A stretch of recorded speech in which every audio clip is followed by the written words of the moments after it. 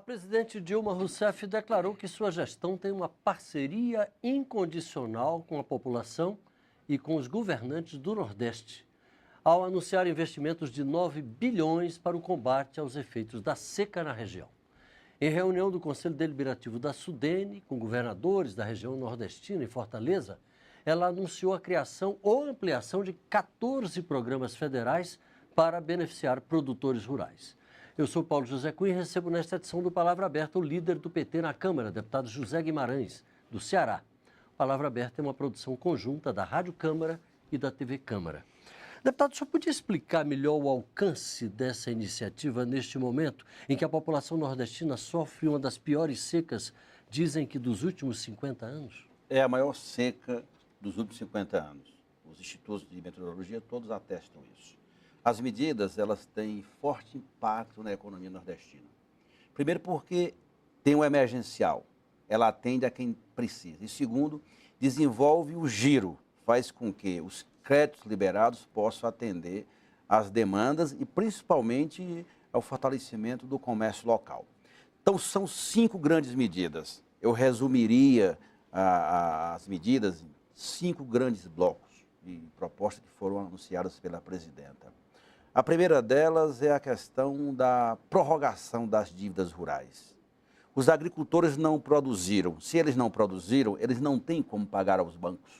Portanto, ela anunciou que enquanto perdurar a seca, todas as dívidas estão prorrogadas. O produtor rural não terá mais que ir ao banco pagar ou o seu nome por cadinho e se tornar inadimplente. Porque se não fizesse isso, ele nem sequer tinha acesso ao crédito que ela anunciou. Além dos 2,2 bilhões já anunciados, ela hoje ampliou, liberou mais 350 milhões. Né? Ela já tinha liberado, via o Banco do Nordeste, 2,2 bilhões e hoje anunciou mais um acréscimo de 350 milhões para a região Nordeste. Nós já vamos aí para mais de 2 bilhões e 500 milhões só para crédito emergencial. Segunda grande medida, a questão da água. Ampliar o acesso à água. E foi colocado que os estados e os municípios vão poder convenhar com a União para desenvolver programa na área de perfuração de poços profundos, adutoras e outros mecanismos e outras ações que possam ampliar o acesso à água, porque nós já estamos tendo déficit de água para abastecimento humano. Tem estados que têm cidade, por exemplo, o Ceará, tem cidade que já está com problema de abastecimento de água. Nós temos uma região, a região de Crateús, 7% da bacia hídrica. O que fazer? Tem que levar água para a região, através de um sistema de bombeamento do Castanhão para a região de Crateús. Paraíba informou, tem 17 cidades que estão com colapso d'água. Então, liberou recursos só para a perfuração de poços profundos, mais de 60 milhões, e convenhar com os estados para os estados ampliar a oferta de água. Foi outra grande medida. Terceira grande medida, milho. Nós já perdemos 50% do nosso rebanho. Como você não tem pastagem para fazer o processo de silagem, o que a presidenta anunciou? Anunciou, além das 580 mil toneladas, anunciou mais 350 mil toneladas de milho.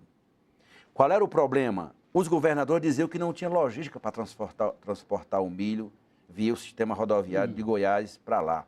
Ela anunciou que o milho vai chegar pelos portos, inclusive o meu vai chegar pelo Porto de Mucuripe, na Paraíba, Rio Grande do Norte, Pernambuco, e os governadores vendem, aliás, fazem a distribuição nos seus estados.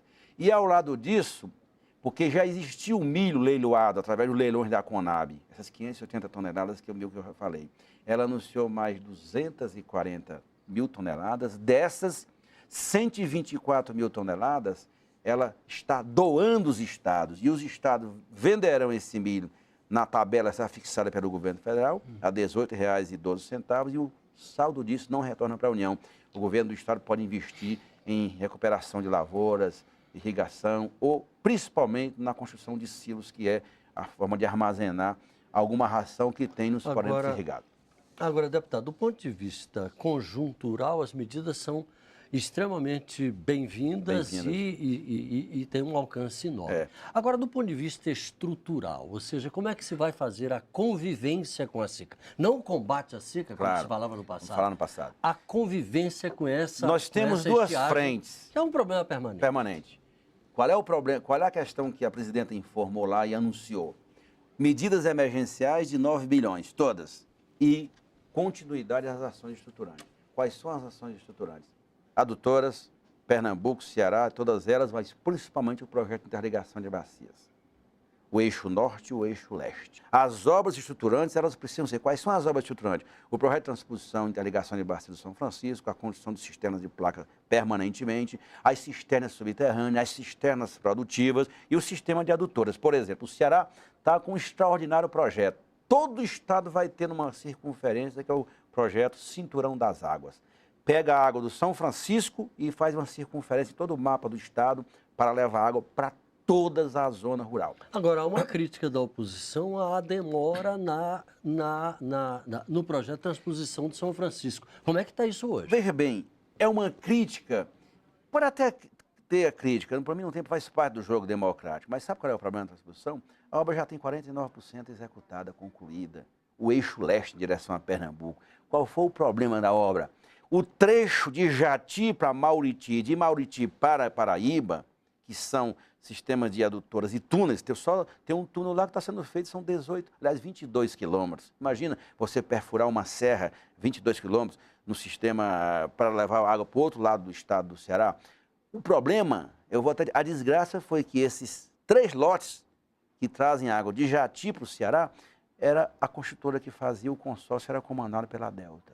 Quando veio o episódio da Delta, suspendeu-se tudo por orientação do TCU, dos órgãos de controle CGU, teve que relicitar tudo. Essa foi a demora. Essa foi a demora. É exatamente isso, mas o ministro Fernando Bezerra já está tomando as providências. E a ministra Miriam Belchior nos informou no avião agora há pouco, vindo com o senador do Ceará para cá, que a última licitação está sendo concluída. E, portanto, quando iniciar as obras do eixo, do trecho que entra para o Ceará, nós vamos ter os 2 eixos movimentando os estados. O eixo norte que vem para o Ceará, Paraíba e Rio Grande do Norte, principalmente, e o eixo leste que vai levar água em direção a Pernambuco e parte da Bahia. Portanto, uma obra extremamente necessária. Só para você ter uma ideia, o Cinturão das Águas no Ceará são 7,5 bilhões. Já está no PAC 2, parceria governo do Estado e governo federal.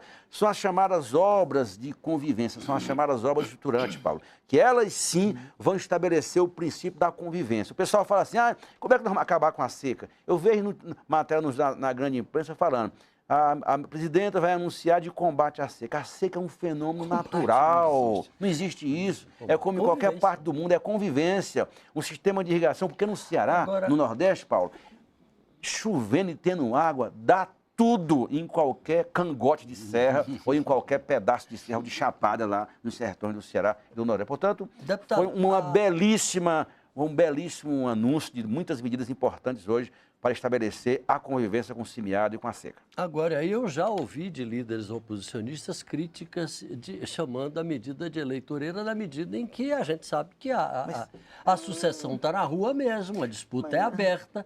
E é claro que isso daí vai terminar sendo explorado pela oposição. Paulo, como é que o senhor reage? Deixa eu te falar uma coisa. 2 grandes discursos num evento com a presidenta. Teve 3 grandes discursos que marcaram o evento. Do governador do Ceará, que disse que, por dever moral, os governadores deveriam reconhecer o papel da presidenta. Sabe quais foram os outros 2 discursos mais emocionantes da região? De elogiar a presidenta, as medidas?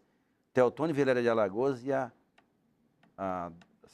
governadora do Rio Grande do Norte, Rosalba Ciarline. Uma do DEM e outra do PSDB. Então, a oposição aqui está na contramão da história, sobretudo no Nordeste brasileiro, porque eles são os que mais elogiaram as medidas da presidenta. Imagina, porque tem uma eleição no próximo ano, nós não vamos anunciar a liberação de recursos. O que isso tem a ver com eleição? Isso não é razoável. É pensar pequeno. Estavam lá todos os governadores. O Eduardo Campos estava lá, que quer ser candidato, do lado da Dilma, ao lado de todo mundo, da Bahia, o do Piauí, o da Paraíba, todos os governadores lá presentes. Eu não acho razoável a oposição para esse discurso. Vamos debater, vamos divergir, mas tem limite.